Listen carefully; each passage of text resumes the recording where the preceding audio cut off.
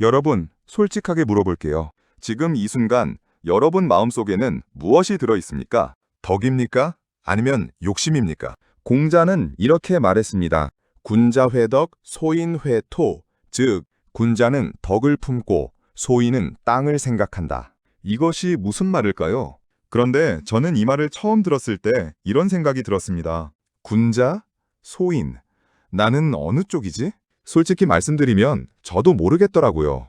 어떨 때는 군자 같고 어떨 때는 완전히 소인 같습니다. 안녕하세요. 진일보TV 한인수 인사드립니다. 오늘 영상에서는 그 이야기를 해보려 합니다. 거창하지 않되 우리 일상에서 실제로 일어날 법한 이야기들로요. 끝까지 보시면 아마 여러분도 픽 웃으시면서 고개를 끄덕이실 겁니다. 어쩌면 오늘 밤 잠자리에서 한 번쯤 스스로를 돌아보실 수도 있고요. 자, 시작합니다. 군자와 소인은 같은 아파트에 산다는 제목의 꽁트를 준비했는데요. 등장인물을 소개해드리겠습니다. 501호 김덕수 씨, 63. 이름부터 덕이 있어 보이죠? 실제로도 동네에서 인심 좋기로 소문난 분입니다. 퇴직 후 집에서 텃밭 가꾸기와 독서를 즐기는 조용한 사람입니다. 401호 오이득 씨, 59. 이득을 보려는 심리가 이름에서부터 풍깁니다. 부동산 투자가 취미고 항상 남보다 조금 더 챙기는 것이 생활 철학인 분입니다. 어느 토요일 오전 10시, 김덕수 씨가 거실에서 책을 읽고 있었습니다. 논어를 읽고 있었는데 딱 이 구절을 읽던 참이었습니다. 군자는 덕을 품고 소인은 땅을 생각한다. 그 순간 쿵, 쿵, 쿵 위에서 소리가 내려왔습니다. 501호에서 뭔가 떨어지는 소리였는지 아이가 뛰는 소리였는지 어쨌든 꽤 크게 들렸습니다. 오이득 씨가 천장을 올려다봤습니다. 참을 수 없었습니다. 핸드폰을 들었습니다. 여보세요? 위층이죠? 지금 무슨 소리예요? 주말 아침부터 이게 뭡니까? 김덕수 씨가 전화를 받았습니다. 잠깐 멈칫했습니다. 그리고 이렇게 답했습니다. 아, 미안합니다. 제가 책 읽다가 책을 떨어뜨렸나 봐요. 놀라셨죠? 조심하겠습니다. 전화가 끊겼습니다. 오이득 씨는 잠깐 허탈했습니다. 뭔가 한바탕 할 준비를 하고 있었는데 상대방이 그냥 사과를 해버리니까요. 그런데 그로부터 30분 뒤 현관 초인종이 울렸습니다. 문을 열었더니 김덕수 씨가 서 있었습니다. 아까 소리 나서 놀라셨죠? 이거 텃밭에서 딴 방울토마토인데 한번 드셔보세요. 손에는 작은 봉지가 들려 있었습니다. 오이득 씨가 그 봉지를 받으면서 뭐라고 말해야 할지 몰랐습니다. 예. 감사합니다. 문이 닫혔습니다. 오이득 씨는 방울토마토를 하나 입에 넣으면서 혼잣말을 했습니다. 저 사람은 왜 저렇게 사는 거야? 그런데 이상하게 그 말이 비난이 아니라 부러움처럼 들렸습니다. 저는 이 상황을 상상하면서 이런 생각을 했습니다. 오이득 씨가 잘못된 걸까요? 층간소음에 항의하는 건 당연한 일 아닌가요? 맞습니다. 항의 자체가 나쁜 건 아닙니다. 그런데 차이가 있습니다. 오이득 씨는 소리를 들은 순간 머릿속에 이런 계산이 먼저 펼쳐졌을 겁니다. 이거 한번 제대로 따져야 해. 앞으로 이런 일이 생기면 안 되니까 내 권리를 지켜야지. 김덕수 씨는 전화를 받는 순간 이런 생각이 먼저 들었을 겁니다. 아래층이 놀랐겠네. 미안한데 같은 사건인데 반응의 출발점이 다릅니다. 한쪽은 내가 입을 피해 해서 시작하고 한쪽은 상대방이 받을 불편함에서 시작합니다. 공자는 이걸 군자와 소인의 차이라고 했습니다. 여러분은 어떻게 생각하십니까? 여러분이 오이득 씨라면 어떻게 하셨을 것 같습니까? 저도 솔직히 말씀드리면 저는 오이득 씨에 더 가깝습니다. 소리가 나면 먼저 저거 뭐야?가 나옵니다. 김덕수 씨처럼 방울토마토까지 들고 내려가는 건 쉬운 일이 아닙니다. 그래서 저는 이 이야기가 남 이야기처럼 안 들립니다. 꽁트 2. 직장 회식 자리에 두 남자. 군자와 소인은 같은 테이블에 앉는다. 이번엔 직장 이야기입니다. 등장인물. 팀장 박덕환 씨, 48. 팀원들한테 인기가 많습니다. 이유는 단순합니다. 잘못되면 자기가 책임지고 잘 되면 팀원들이 잘했다고 합니다. 과장 최이옥 씨, 43. 나름 능력 있습니다. 그런데 성과가 나면 자기가 했다 하고 안 되면 팀원 탓을 합니다. 본인은 그게 문제인지 모릅니다. 어느 금요일 저녁 분기 실적 달성 기념으로 팀 회식이 있었습니다. 고깃집 한켠 팀원 10명이 앉아 있었습니다. 팀장 박덕환이 잔을 들었습니다. 이번 분기 정말 다들 고생했어요. 솔직히 이 실적은 내가 한 게 아니에요. 이 사람들이 한 거예요. 다들 건강한 거 강사하고 앞으로도 잘 부탁합니다. 팀원들이 잔을 부딪혔습니다. 그런데 맞은편에 앉아있던 최이옥 과장, 속으로 이런 생각을 하고 있었습니다. 저 실적 사실 내가 클라이언트 관리 잘해서 나온 건데 팀장이 공을 팀원들한테 돌리는 척하지만 어차피 위에서는 팀장 실적으로 올라가잖아. 그럼 나는 고기가 익어가는 동안 최희옥 씨는 슬쩍 팀장에게 말을 꺼냈습니다. 팀장님, 이번에 A 거래처 계약은 제가 밀어붙인 건데 보고서에는 제 이름이 빠졌더라고요. 박덕환 팀장이 고기를 뒤집으며 답했습니다. 맞아요. 최 과장이 진짜 고생 많이 했죠. 다음 보고서에 꼭 넣을게요. 오늘은 그냥 먹어요. 최희옥 씨가 고개를 끄덕였지만 표정은 풀리지 않았습니다. 회식이 끝나고 돌아오는 길 팀원 중 막내 이하나 씨가 박덕환 팀장에게 조용히 말했습니다. 팀장님, 저 이 팀에서 계속 일하고 싶어요. 팀장이 웃으며 답했습니다. 나도 이하나 씨랑 계속 일하고 싶어요.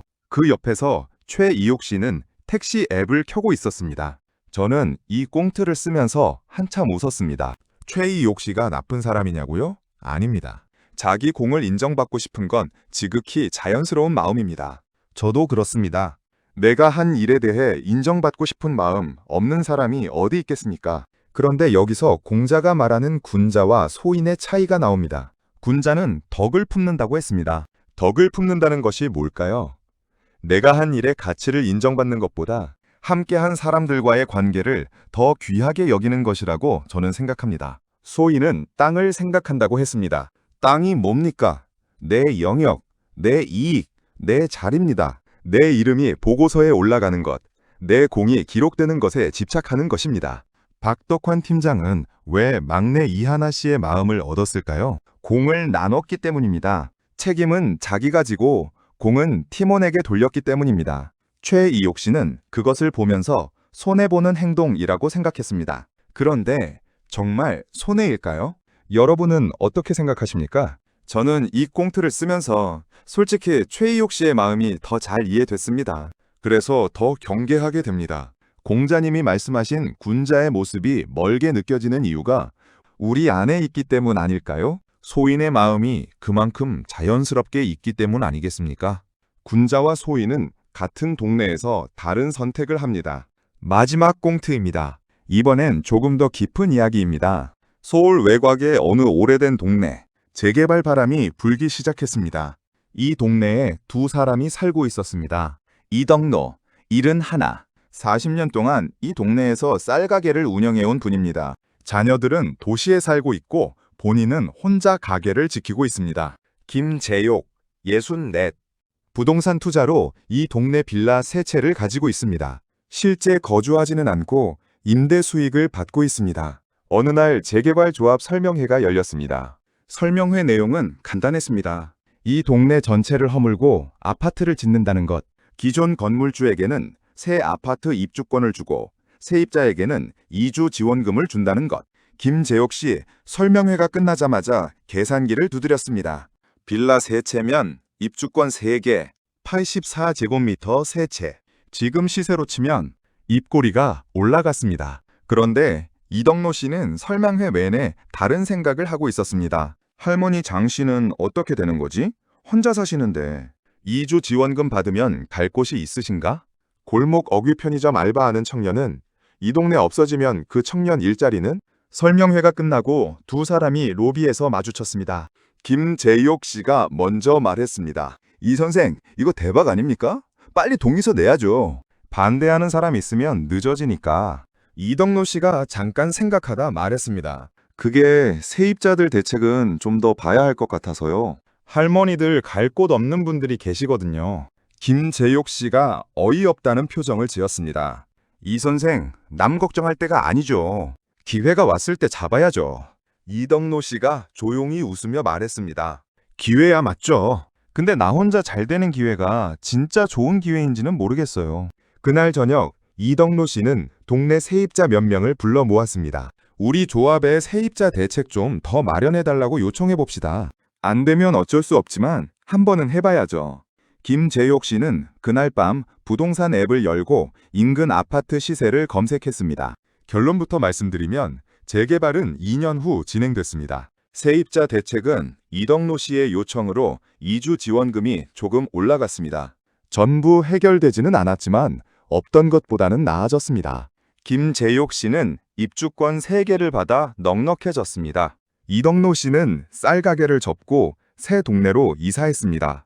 그런데 이사하는 날 동네 사람 15명이 나와서 이삿짐을 도왔습니다. 김재욕 씨 이사하는 날은 이삿짐 센터 아저씨 2명이 다였습니다. 어느 쪽이 더 잘 산 걸까요? 저는 이 질문을 여러분께 드리고 싶습니다. 정답을 말씀드리는 게 아니라 함께 생각해보고 싶습니다. 군자와 소인, 나는 어느 쪽인가?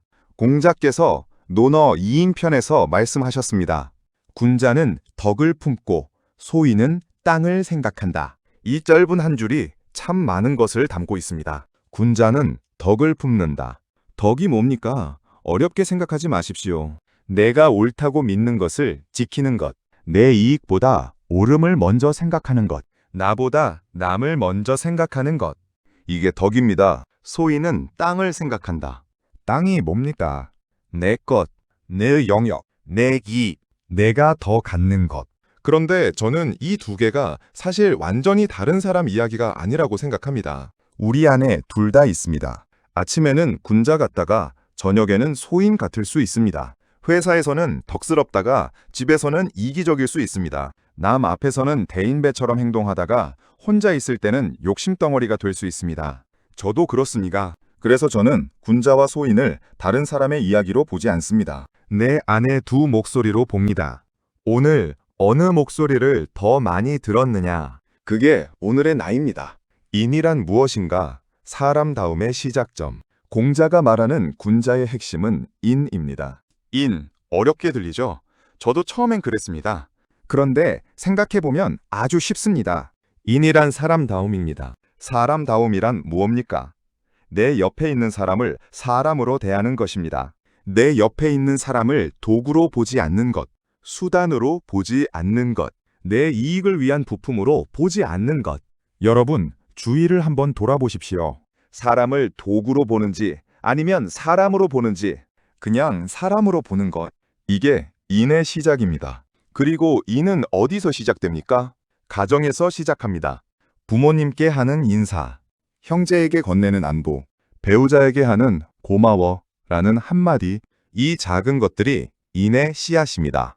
그 씨앗이 밖으로 나가면 어떻게 됩니까? 이웃에게 먼저 인사하는 것, 지하철에서 노약자에게 자리를 양보하는 것, 편의점 알바 직원에게 감사합니다라고 말하는 것. 이것들이 다 인의 확장입니다. 저는 이걸 매일 연습하려 합니다. 잘 될 때도 있고 안 될 때도 많습니다. 그래도 연습하는 것과 안 하는 것은 다릅니다. 여러분은 오늘 이 미루어 헤아리는 마음을 얼마나 쓰셨습니까? 한 가지 더 재미있는 차이가 있습니다. 군자는 스스로 법과 규범을 엄격하게 지킵니다. 남이 보든 안 보든. 소인은 처벌보다 사사로운 은혜나 특혜를 바랍니다. 걸리면 어떻게든 빠져나가려 합니다. 현실에서 보면 어떻게 나타납니까? 예를 들어 볼게요. 신호등 앞에서 주변에 아무도 없고 차도 없을 때 여러분은 어떻게 하십니까? 그냥 건너십니까? 아니면 기다리십니까? 저는 솔직히 말씀드리면 아무도 없으면 그냥 건널 때가 있습니다. 이게 소인의 마음이죠. 그런데 군자는 이렇게 생각합니다. 신호를 지키는 건 남을 위해서가 아니라 나 자신을 위해서다. 나는 내 기준에 따라 살겠다. 남이 볼 때와 안 볼 때가 같은 사람. 그게 군자의 기본 조건이 아닐까요? 여러분은 어떻게 생각하십니까? 조금 다른 이야기를 해드리겠습니다.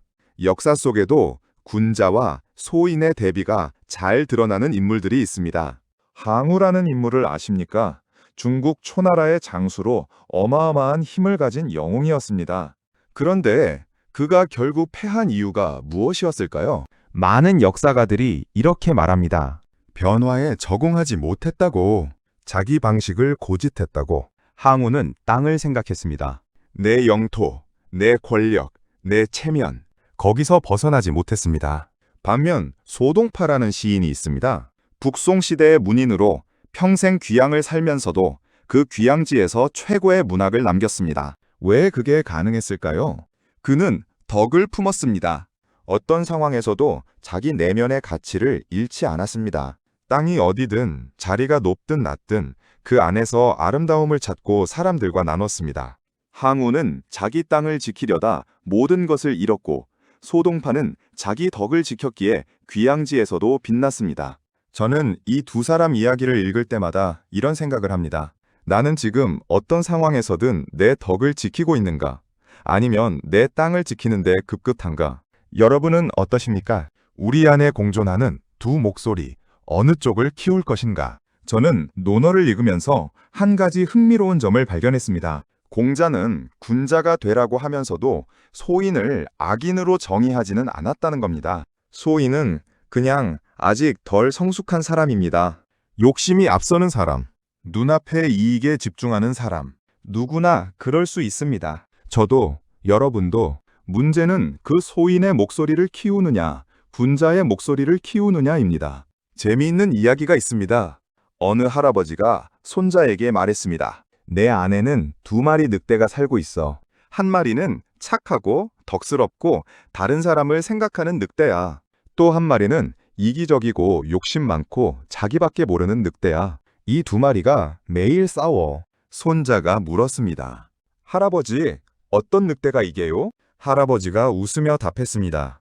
내가 밥 주는 놈이 이겨. 제가 정말 좋아하는 이야기입니다. 내 안의 군자다움을 키우려면 매일 그쪽에 밥을 줘야 합니다. 어떻게 밥을 줍니까? 작은 실천으로 줍니다. 오늘 한번 내 이익보다 상대방을 먼저 생각하는 것. 오늘 한번 지기 싫은 마음을 참고 양보하는 것. 오늘 한번 아무도 안 볼 때도 규칙을 지키는 것.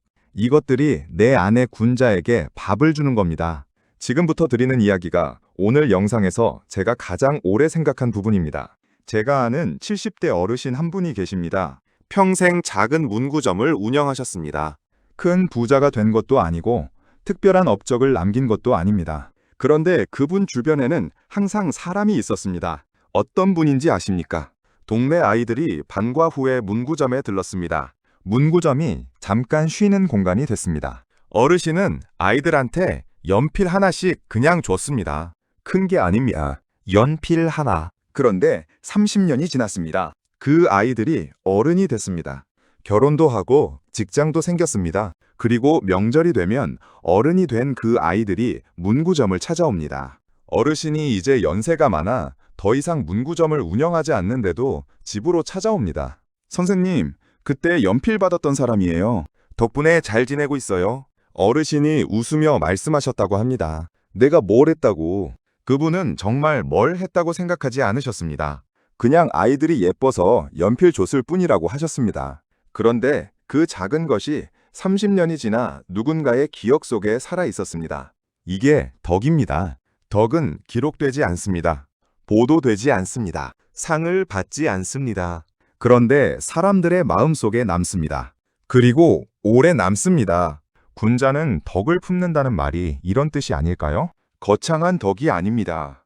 연필 한 자루, 방울토마토 한 봉지, 먼저 건네는 인사, 귀찮아도 끝까지 들어주는 것. 이것들이 쌓이면 어느 날 누군가 30년 뒤에 찾아오는 겁니다. 조금 무거운 이야기지만 빠질 수 없는 부분입니다. 공자는 정치를 단순히 나라를 다스리는 기술로 보지 않았습니다. 정치는 도덕적 실천이어야 한다고 했습니다. 국민 위에서 군림하는 게 아니라 섬기는 것. 경제 지표보다 국민의 삶과 영혼을 돌보는 것. 이게 군자다운 정치입니다. 그런데 소인이 높은 자리에 앉으면 어떻게 됩니까? 자기 땅을 지키려 합니다. 자기 이익을 챙기려 합니다. 자기 사람들에게 특혜를 줍니다. 이건 2500년 전 이야기가 아닙니다. 오늘도 뉴스에서 보는 이야기입니다. 그래서 저는 이런 생각을 합니다. 덕이 없는 능력은 위험합니다. 능력만 있고 덕이 없으면 그 능력이 자기와 자기 주변 사람들을 위해서만 쓰입니다. 그 피해는 결국 주변의 평범한 사람들에게 돌아갑니다. 반면 덕이 있는 능력은 다릅니다. 그 능력이 더 많은 사람을 위해 쓰입니다. 그래서 공자는 군자를 리더의 모델로 제시했습니다. 능력은 기본이고 거기에 덕이 더해져야 한다고. 여러분 주변에서 이런 리더를 본 적 있으십니까? 있다면 그분에게 감사한 마음을 가지십시오. 흔한 사람이 아닙니다. 얼마 후에는 국회의원 보궐선거를 비롯하여 지방선거가 있지요. 많은 후보들이 난립하고 있습니다. 여러분들은 어떤 후보가 덕을 품은 후보라고 생각하십니까? 잘 살피셔야 우리가 행복합니다. 갈등을 푸는 지혜, 이기려 하지 말고 이해하려 하라. 우리 삶에서 갈등은 피할 수 없습니다. 층간소음 문제도 갈등입니다. 직장에서의 공다툼도 갈등입니다. 이 갈등을 어떻게 풀 것인가? 소위는 이기려 합니다. 내가 더 많이 갖는 것이 목표입니다. 상대방이 손해보면 내가 이긴 것이라고 생각합니다. 그런데 실제로는요, 제가 오늘 꽁트에서 보여드렸듯이 이기려 한 사람이 결국 더 많이 잃습니다. 오이득 씨는 소리에 항의했지만 방울토마토를 받았습니다. 최이옥 씨는 공을 찾았지만 아무도 함께하고 싶어 하지 않았습니다. 군자는 이해하려 합니다. 상대방이 왜 저러는지 먼저 생각합니다. 그리고 갈등을 내가 이기는 게 아니라 함께 해결하는 방향으로 접근합니다. 이기려는 마음을 이기는 것이 가장 어렵기 때문입니다. 오늘 나에게 묻는 질문들. 첫 번째 징후입니다. 오늘 내가 한 행동 중에서 내 이익을 위한 것과 남을 위한 것이 각각 얼마나 됩니까? 솔직하게 생각해 보십시오. 저는 대부분의 날 내 이익을 위한 것이 훨씬 많습니다. 두 번째 질문입니다. 오늘 내 주변에서 누군가 힘들어 보이는 사람이 있었습니까?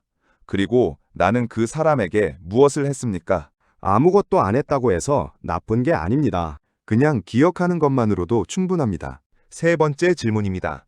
나는 오늘 이기고 싶었던 순간이 있었습니까? 그리고 그 순간 나는 어떻게 했습니까?